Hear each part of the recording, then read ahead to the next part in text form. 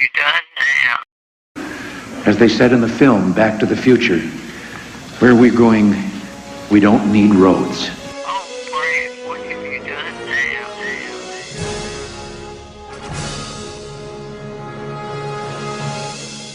Wait a minute, Doc.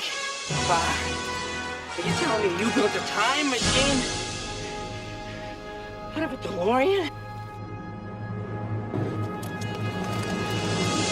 My calculations are correct. When this baby hits 88 miles per hour, you're gonna see some serious shit. Next Saturday night, we're sending you back to the future.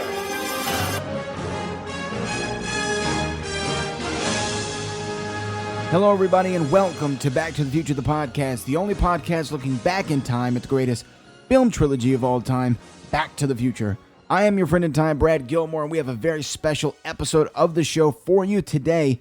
Today, I talked to AJ Locascio. AJ Locascio is the voice of Marty McFly in Telltale's Back to the Future, the game. Now, some of you may have not played the game, and if you haven't, you need to hear how insanely on point this man's impression or impersonation is of Michael J. Fox and Marty McFly. It is phenomenal, like on the next level. And he does a lot of great impressions, and you have to go seek it out if you have not played Back to the Future, the game.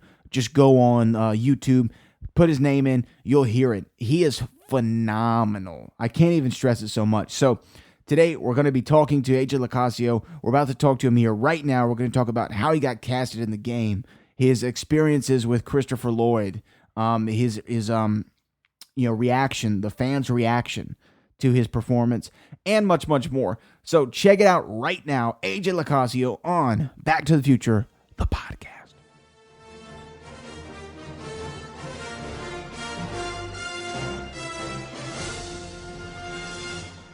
AJ Locascio joins me right now. AJ, how you doing? I'm good. How are you? Good, man. Good. Thank you for doing the show. Welcome to Back to the Future, the podcast. So many questions for you. You are the voice of Marty McFly in the video game, Back to the Future, the video game. Still kind of crazy for you, I'm sure, that you were the voice of such an iconic character. And really the second. Well, you're the second. I guess there's the animated series, but you're one of the very few people to portray the character. And so we're going to talk about all that. But let me ask you this first: how did you get started in acting? Oops, I just kicked something. Sorry. How did I get started? I don't really know. I mean, I used to do plays as a kid. I used to make movies with my dad's old camera that I wasn't supposed to do. So, I'd sort of fumble around my yard and act for fun as a kid. But I guess when I went to film school is when it sort of started to kick off, where I went to school for directing. And so it sort of just became natural for all of my friends and I to just cast each other, because we were like, oh, screw it. We'll just, we'll act in it. And I really enjoyed it. And my friends kept asking me to be in more and more things. So it was something that just kind of became very familiar, but it wasn't specifically an ambition. Even when I got cast as Marty, it wasn't something I was aiming to do. So it was just kind of, I guess Marty almost started it in a way, as far as it becoming professional or becoming a career option. So there really wasn't any, like when you were a kid, was that everything you ever thought about? Like, man, I like grow up and be in movies or do film, and then I guess the follow-up would be, why go to school for directing and not acting? Well, I think it was really frowned upon in my family to do acting. There was sort of a really weird, I guess, stigma, or people were just, they were like, nah, you'll never make a career out of that. You'll be a loser, and it was very, they were really negative about becoming an actor. So, I was very interested in film and writing, and it's something I still do, and I enjoy making stuff. So that just kind of seemed like a natural fit, and my parents weren't still thrilled about me doing that, but at least it seemed a little more solid to them. So, that kind of, it was kind of me keeping a safe distance, you know what I mean, I guess. But I also wasn't necessarily willing to admit to myself that I even wanted to act. I was I imagined it as a little kid. I think we all sort of fantasize about like, oh man, wouldn't it be cool to be, you know, Indiana Jones or Marty or whatever it is. And but I never really considered it was a viable option. Well, it's interesting. So you're saying that your family kind of wasn't the most supportive for a career in entertainment. What does your folks do for a living? Well, my dad's a financial planner, and there it goes. Yeah, exactly. And my mom does real estate, and she helped my dad build the financial planning empire, and then they got divorced, and now she does real estate. So it's kind of very sort of cut and dry, careers, and which is funny because secretly, deep down, my mom wants to be a singer and would only sing like alone in the car, but that was her secret ambition. And my dad has tried stand-up comedy, he's tried writing, he's tried acting, but always kind of kept it as like, that's stupid. So it's kind of, the burden's kind of on my shoulders to go, no, this isn't stupid. I'm going to actually try this and see if it works. So it's kind of funny for a financial planner to secretly want to be an actor. And I don't know. It sounds like the plot to a movie. So it's interesting though that your parents had that ambition. Even if it's a hidden ambition, an ambition nonetheless to be in entertainment. So maybe that's kind of what pushed you that way. When you were young though, and Back to the Future was obviously already around. It was already a thing. It was a part of your existence, is what you told me before. It was a part of your existence. Do you, though, have any memories, though, of Back to the Future as a child? Do you remember watching it with a particular family member? Was there a particular scene that stuck out to you or a quote that you would like to say all the time? Was there anything about the movie from an early age that stuck out to you? Well, I've said to you this to you once in a prior conversation that Back to the Future always kind of existed for me, so it's tough for me to pinpoint a specific. It was always just sort of there. But as far as a scene goes, the scene where Marty does Johnny Be Good was like the scene to me as a kid. That was my ultimate like movie moment ambition. Like from that moment on, it became my ambition to somehow replicate that scene in real life. I remember in high school they were going to do an Enchantment Under the Sea dance, and I really? Yeah, they were gonna do it, and then they decided last minute. They're like, "No, we're just gonna do a black and white scene," which is the least creative thing I've ever heard. You've actually taken creativity out of the event. But but yeah, so I was like lined up to do that, to perform Johnny Be Good, and they were gonna do a whole thing, and it was something that I was really fixated on because that scene to me is the culmination of all of Marty's achievements, and sort of he gets to exist because of that moment. I mean, it's one of the most magical movie moments in history. So to me, that sort of touched me deeply. And so that was something I really fixated on. I learned guitar because of that scene. Like I learned how to play guitar because I loved that moment so much. And it had a really big impact on me. Wow. So Back to the Future was more than just a movie. It was actually, I think you told me before though, like Back to the Future, Indiana Jones, and was it Star Wars that were your big influences? Or there was a third one, Jurassic Park. No. What was your third influence?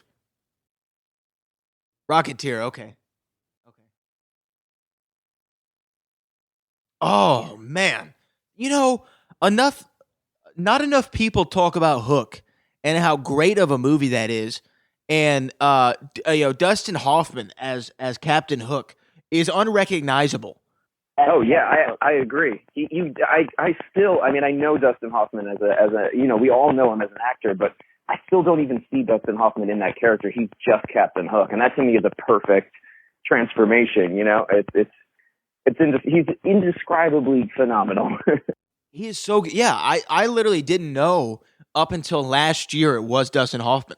Somebody told me, a coworker of mine told me, and I was like, no, it's not. And then I went back and watched that movie that night, and I still cannot see him. I cannot see Dustin Hoffman. It is one of the craziest things. But yeah, so Hooks is one of those phenomenal movies that I just don't think gets talked about enough. And The Rocketeer is a good one too. Yeah, I love The Rocketeer. It's funny how, all the movies that are the things that are more than movies to me, I saw, and I know this has something psychological. It's within like the first 5 years of your life or something, there's the movies that you see sort of define you. And And so Hook, Rocketeer, Jurassic Park, Star Wars, Indiana Jones, Back to the Future, all those things hit at that exact moment. And so it was just like, well, that's who I am now. You know what I mean? Like, it's just sort of, that became a piece of my soul, and or my entire soul. Ninja Turtles, yeah. So you go from going to school to be for directing, and I'm assuming you're studying there. And what university was it? School of Visual Arts in New York. And then somehow you catch wind that the guys over at Telltale Games are putting together a Back to the Future video game. Is that right? Yeah.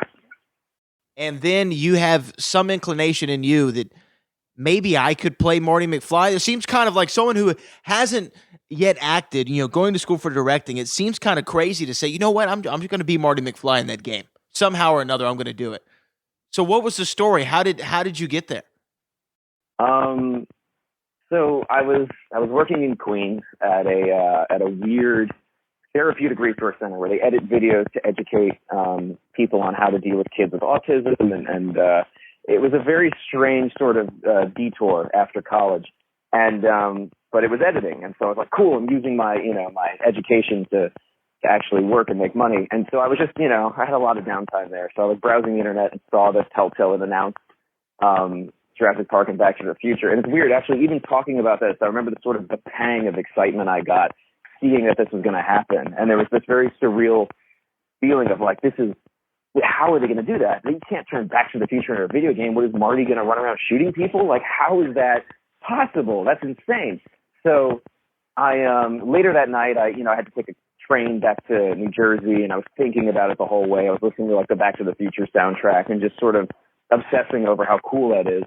And somehow my cousin called me, and I think he called me because he's like, did you hear they're turning Back to the Future into a game? And I was like, yeah, I did. And he was like, you should do the voice. And I was like, what do you mean? He's like, you should audition for the voice. And I was like, I don't have an agent. He's like, no, you should like contact them and try to audition. And I was like, okay. So I literally spun my car around. I was headed somewhere, spun my car around, went back home and went on the computer and of contacts. And I called the first one on the list, which was Rhoda, who was, I think, I can never get right what she does now, but I owe my entire career to her. And she got my message, which is me basically being like, hey, my name is AJ. I do Marty McFly's voice. And I did a whole thing where I was basically saying, like, I'd really like to audition. If you don't already have Michael J. Fox lined up, I'd love to be considered as a sound-alike or whatever. And so I think like the next day or very soon, I either got an email or a call. I don't honestly remember, saying like, can you send us an MP3 of your audition? So I ran to EB Games and I got back when EB Games was still a thing. Was still a thing, yeah. Yeah. And then I got a Rock Band mic that I taped to a paint can. And my first audition was through that. And by the way, that Rock Band mic I took with me for like another like 6. I used that for like so many auditions. I got my current agent with that Rock Band mic. It went very far. And so I sent it in. And they were like, okay, thanks, and didn't hear anything back for like 3 or 4 months. And in that time, New Jersey and New York just wasn't doing it for me anymore. I was really depressed. I was really lost. I was like, I just went to school for film. What am I doing here? And a friend of mine was like, hey, I need a roommate in LA. So I was like, all right. So I packed up my car and I drove across the country. And I moved in with my friend, and I got a call like that week that was like, hey, it's between you and one other person. Can you send another audition in? So I did. Didn't hear anything back for a little bit.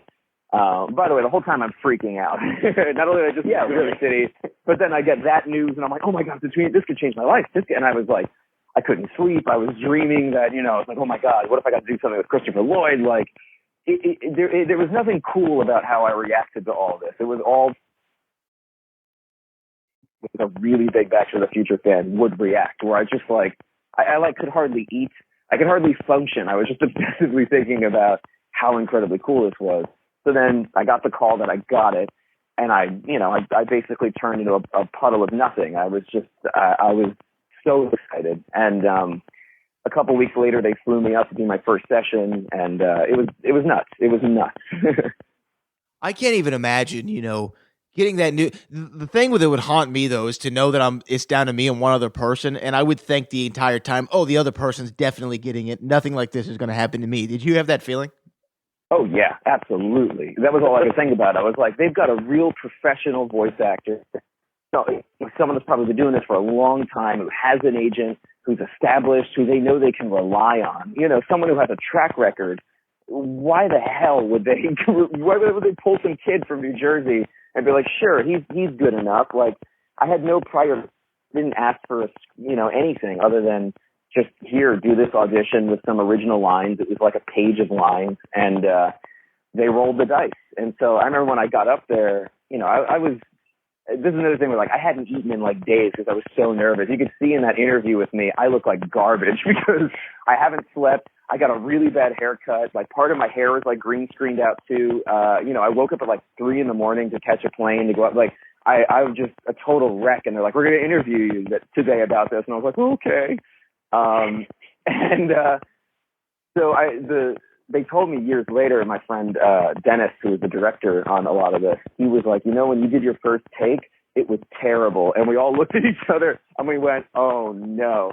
And they were like, but then you did this weird thing where they were like, hey buddy, can you like try that again? Maybe like bring it up a little bit higher. You sound a little tired. And I was like, oh, okay. And they said, you just sort of like adjusted your posture and then nailed it. And we all went, oh my God, thank God. What he said was we all like breathed a sigh of relief because we were like, okay. Thank God we didn't just make the biggest mistake in the world. So, which is really funny to hear now. At the time, I would have probably thrown up if they were like, "That was terrible. Never mind," and I would have. You probably would have lost complete confidence. Yeah, exactly. I mean, there's no way they would have told me, but it was great to hear years later. I'm like, that's kind of amazing to me that they had that moment and then that sort of turn, and I'm like, oh, that's great. So. That was, I don't even remember what the question was. No, you're fine. Here's my question though now is, so you go in there, you do the auditions, they cast you, you're Marty McFly. My question is this, what makes a great Marty McFly impression? Because most people I hear who are Back to the Future fans, they do like a Doc. Doc is pretty easy to do, or a Biff. How does one do a Marty McFly impression? What are all the things that go into it? Was it just something that kind of you just had that voice ingrained in your head, so it was easy to come to, it was kind of natural, or was it something you really had to work at? It's a weird combination of both. Like when I was in high school, I definitely leaned towards that sort of nervous, higher register. And I used to teach gymnastics, and so when I was teaching, I was very excitable. I was working with little kids, so a lot of the stuff I was doing, I was like, hey, good job, come over here and do this, and, run around, and kind of fell into this weird, very Marty-like place. And there was also, I was obsessed with Back to the Future. I had an orange jacket that I never actually wore to school, but I had the puffer vest. And, so it was something that I really internalized. And high school was not easy for me. It's not easy for anyone who has big ambitions and thinks that, high school isn't the end-all, be-all. So I spent a lot of time sort of trying to figure out an identity. Honestly, I admired Marty so much. There was sort of a need to kind of connect with him, and there was a sense of wanting to imitate sort of his actions and his mannerisms, because to me, like between him and Indiana Jones is like where I see the ideal coolness, So there was this need to sort of imitate him on some level to sort of just get through the social jungles of high school. And so it would sort of manifest in weird ways. I would almost use it as kind of a costume to get myself through just how much I hated high school. And so it was a combination of sort of sounding a little bit like him naturally, plus wanting to emulate him in certain ways. So it just kind of happened. And as far as like what makes a good impression, it's hard because it's just there's a sound to it. It's like music where you do. I taught myself how to play the harmonica after years of doing guitar because I was obsessed with the Blues Brothers too. And I did that through just listening to pitches, and hearing, like, tuning a guitar by ear. It's almost exactly the same thing. It's like there's a sound that certain people make with their voice, and kind of becoming in tune with what that sound is where that starts for me. It's not necessarily a specific noise or like a key moment. It's like a whole melody, basically. That makes complete sense to me. When you're it's funny when you're in music, and I've done music too. It's like it's somewhat easy. So if you play the guitars, a lot of people tell me, who my guitar player friends, my music friends, they say it's easy to pick up other instruments. And you kind of go to them naturally, like you're saying with the harmonica. So I'm assuming that background in music also, I mean, like you said, helped out with the impression. Here's my next question though. I watched recently for some reason my girlfriend and I have been, really into Disney movies lately, like old school 90s, and before Disney movies. And I watched this documentary that was about the making of Aladdin. And when I was watching it, I didn't realize this in animation. I didn't realize that, at least for that movie, they recorded all the audio first and then they animated around it. My question is this: what was the process like for the Back to the Future game? Were the scenes already made? Were they already animated and then you added the dialogue, or was it the other way around? No, it was. I think that was one of the. I haven't done a game or a TV show that's kind of been organized in the same way since. It was very weird. It was just a list of like 1,000 lines, and we would do about 1,000 lines per session, or 800 to 1,000 lines, and it was just a list, and that was all I knew. It wasn't until I think my second or third session that I started to maybe see a. I don't remember really seeing anything early on, but there was nothing. It was literally just like a screen with a little bit of context, and for a lot of it, we would just guess. I mean, even the director and the sound guys would just be like, we don't. Sometimes they would have to call someone and be like, what is the context of this line? Because it was all just very sort of laid out without any. Sometimes, I mean, there was always a response or something from Doc or a lead-in line, but it wasn't like a full movie script. It was just literally a list. So it was a very weird process. So you were just in the room, I guess, with the director, a sound editor, and it was just you. You weren't in there with any other actors? No, yeah, I was totally alone, which is common for video games. I mean, it's not. For most video games, especially if it's something like a Final Fantasy or a shooter game of some kind, it's just a stuff. But because it was so narrative, I think that's where it was maybe a little weird to me. Is that it wasn't weird at the time; it was all I knew. But now looking back, I'm like, that's really interesting. We had so many interactions. It was pretty unique, but it worked. I mean, I liked the way it felt a lot. It was really fun to play off of Julian and Dennis, who were directing me. So it was a very fun process. So about how long from start to beginning or start to end did it take you to complete this game? I guess from the moment you got casted to the moment the game came out, about how long was that process?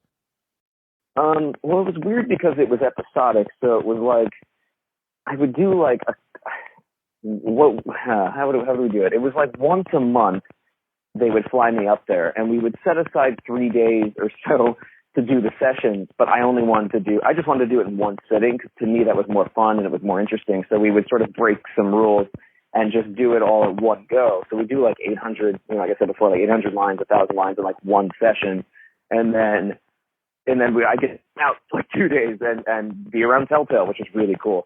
But and then they'd kind of, sometimes there'd be some random stuff, but usually it was about once a month for I want to say 8 or 9 months, and it was pretty consistent for almost a year, and then plus all the promotion and stuff that came out. So it was a very solid year of Back to the Future for me, which was awesome, and it was very weird. It was very weird at the end of it to be so sad to realize, well, that was unique. I don't know if I'll get to do Marty again after that. There was sort of it was very somber to be like, wow, what a whirlwind. And then suddenly that was all kind of put to rest. But it was, a very intense year. I can imagine. No, for sure. No, I mean, I can imagine that it was an intense year. So did you ever, though, because, Christopher Lloyd does the voice in the game, correct? Yeah. So did you ever get any interaction with Christopher Lloyd, the great Christopher Lloyd, at Telltale? Did you ever run into him anywhere? Yeah, we shared a bowl of edamame. I got to hear this story. It was very weird. It was very, very weird. So where do I begin this? so I was going in while he was leaving, and but they were shooting something, I think, for Spike. They used to have a show, some sort of game-related show hosted by Jeff Keighley that was, just about games. And so they were doing a segment on it. And so they had booked our session together. And there was some downtime between hands where I had watched him record, which was awesome. And then they got us Thai food. And so they sat us down and I think they did this as kind of a Julian specifically, I think had something to do with this, where they did it as kind of a joke almost, where they set up our food at a tiny little table with a bowl of edamame in the middle to kind of awkwardly place it together. And we were just sitting there eating, and I was like, so you were in Roger Rabbit. Like, it was just me being completely out of sorts because I didn't know what to talk. I was like, are they ever going to make another Addams Family? Which is the dumbest, because I love the Addams Family, and I know there was a sequel and many others. I just panicked. But I don't think either of us knew whether the edamame was for him or for me. So I eventually, took one edamame and, looked at him, and he just didn't do anything. And I was like, okay, I guess this is for both of us. And then I told Julian afterwards, I was like, hey, did you do that on purpose? He's like, kinda. And I was like, he was like, why? Did you eat his edamame? And I was like, wait, was I not supposed to? And he's like, no, I'm kidding. We got that for both of you. And I was like, oh, okay. Thank God. But it was a very weird interaction. And we get to, so while they were filming, we didn't get screen time. I honestly don't remember, but I know at some point I went in the booth and he was there, and they had me do a couple lines for the show. And afterwards, which I was super nervous, I could see him, he was watching me.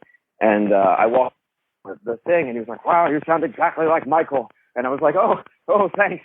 He's like, it's spooky. I wouldn't believe it came out of your mouth. And I was like, oh, thanks so much. And it was really cool and really overwhelming. And especially since he's really shy. He's a very quiet dude. So I was sort of over guessing what his reactions were, but he was just and taking it all in. So and I bumped into him I want to say 2 or 3 times more after that, and I became more comfortable, and so it was really cool. Yeah, I mean that's someone who's definitely on my bucket list to meet and talk to. So when the game came out originally, and I'll say this from my perspective, I remember I was like, okay, this is cool. I'm not big into video games, but I'm like, you know what? I'll play a Back to the Future video game. That sounds pretty cool. And I do remember hearing your voice for the first time, and I was like, wow.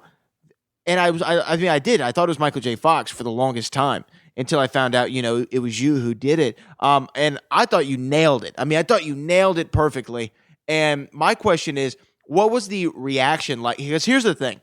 Back to the Future is a loved franchise, and it's more loved than a lot of franchises out there. This is for the fans of the series, I mean, this is Star Wars level love for these movies. So anybody who's going to take on an iconic role like Marty McFly, I would think that you'd have to knock it out of the park, or the fan reaction would be unbelievably negative. So was that when the game was coming out, were you ever nervous? You're like, oh my God, I hope people react well to this. I don't want to be killed every time I walk out my door. Yeah. Well, first of all, thank you for the compliment. That's awesome. But yeah, that was the big thing in my head. Not only was it like, oh my God, I want to get this and I want to do it, but I kept thinking, I just need to make people believe that this is Michael J. Fox doing this. I'm not here for me. I'm not here for, any of the glory other than what I can enjoy in the moment. But this is about not, I was basically, ghostwriting or trying to just, don't look at the man behind the curtain. And so there was, I was super nervous that people were going to burn me at the stake. But, it's funny. I mean, it's been 7 years now, and I was driving down the street the other day, and I think Back to the Future popped up on Shuffle or whatever it was, and I just thought to myself, I don't think I've ever heard a negative comment out of, the years that have passed. Every single person that I've talked to about it across the board has been nothing but positive and complimentary, which is bananas. It's totally crazy to me. What other thing in the age of the internet has someone not just been completely torched by the fans, especially stepping into Michael J. Fox of all people's boots? it was pretty astronomical how positive everyone was. It was incredible. Even like Kevin Smith did a whole thing about it. He was like, this McFly guy, and did like a whole podcast about how much I sounded like Michael J. I mean, he said some other stuff that I won't repeat, but he was impressed by it and had to talk about it on Smodcast. And I was like, I think I've hit a nerve. Like that's I feel eternally grateful to Michael J. Fox for having similar vocal cords to me. And I hear a difference. I mean, I know I'm really OCD about getting it right and about having all the lines down, the same rhythm and all that sort of stuff. And if it doesn't feel right, I'm a real sort of pain in the butt. I'm like, can we try it again? I know his rhythm. He would hit it like this. And so it's sort of an up and down that I'm pretty obsessive about because he's so iconic. You have to honor that. What's cool though is what I've seen is, the fans of the series have always wanted a part 4. I mean, that's what everyone's always wanted. I want to see the extension.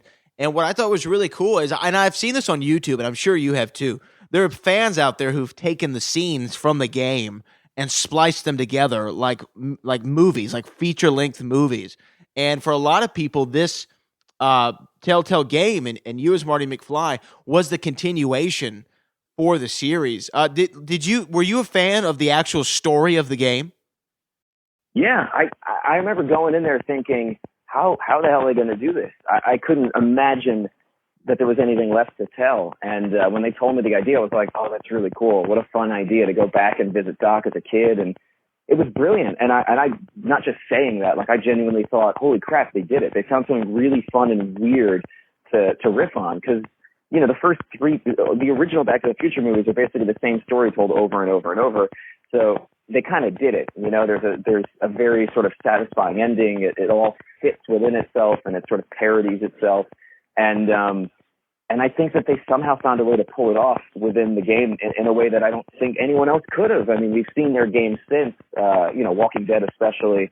They have a very unique way of telling stories that's why I think going in, I was like, a video game? That's ridiculous. And you can't ask for better, especially when it comes to video games. Like, I don't think anyone else could have done it justice the way they did. No, yeah, I mean, they definitely knocked it out of the park as far as the game goes, and just like I said, the story of the game is awesome. Last couple questions for me. First off, when the game came out, you got all this praise for it. People were complimenting you. Kevin Smith is talking about his podcast. Christopher Lloyd saying you sound just like Michael. Did you ever, and have you ever since, heard anything from Michael J. Fox? Not at all. Oh, man. I know. It plagues me. Because I mean, I know it's a bit of a weird thing to step into someone else's shoes and then imitate them. For sure. And it's very strange, but I know that he obviously knows it because we got to, spoilers, but we got to sort of do that scene together. But there isn't, I've never heard anything directly, but I've been told from the director, one of the directors, Dennis, that he's aware of it, but that's as far as it went. But yeah, no, I never got like a good job, kid, or anything. So I don't know. Maybe he hates me. I doubt he does. He's such a sweet guy. I doubt he does. But I don't have any actual confirmation of it, which I would, one day would be so cool to just know if he, to acknowledge it as a geeky fan. Not that I need it necessarily, but it's just such a cool thing to geek out over. And to thank him. I mean, that's really what it comes down to, is it's not so much about like, recognize me and love me. It's more like, thank you. You let me do this, because he was busy on other stuff. And it was so incredible to get to be able to sort of, just sort of fill in his shoes, and then have him come in and sort of honor what we were doing with his own performances is insane. Yeah, I mean that's definitely cool. So I guess that was the reason. So he was busy doing other things at the time, so that's why they had to cast someone as Marty. Yeah, I don't remember what it was, but he was doing something in New York, and they even had to like fly the whole team out to like his apartment because he didn't have any time, and they had to like record, I think, in his apartment or something. But he was just really busy with, I don't know whether it was a show or what. It might have been like the Michael J. Fox show or something, but something was going on at the time.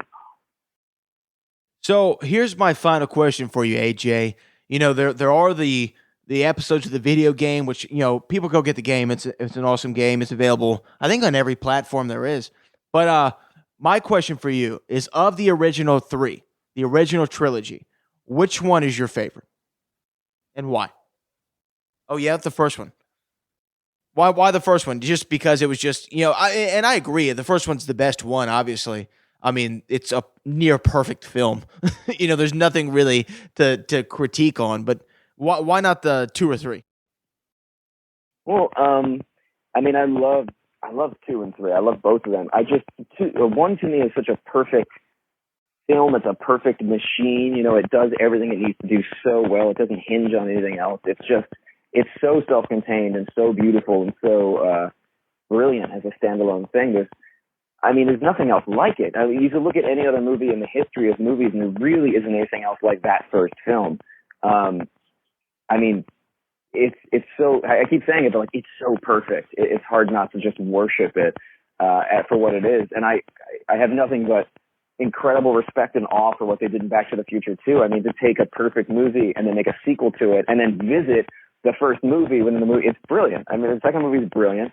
And then the third one to me is just another fun adventure with these people you love. And so they're all kind of, it's such an amazing trilogy because there's no, I know a lot of people say a lot of negative stuff about the third one, but I don't quite see it because to me, I'm like, no, you get another adventure with Doc and Marty being hilarious and amazing and there's action. And I think it's like the perfect third movie because they're just having fun.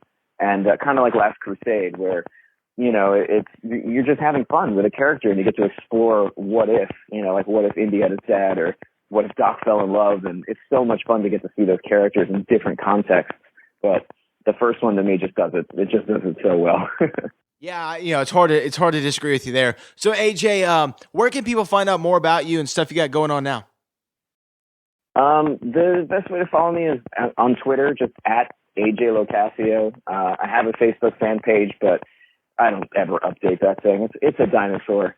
It's also weird to have a fan page. I didn't start it. Someone very nicely started it for me, and then I was like, hey, can I take over? And then I just didn't really do much with it.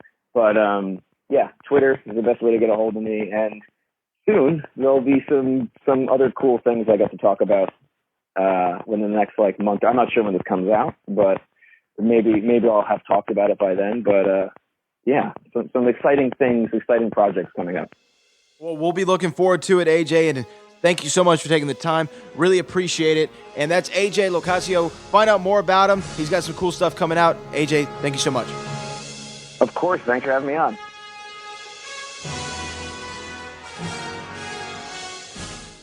Oh, Brad, what have you done now? Oh, Brad, what have you done now?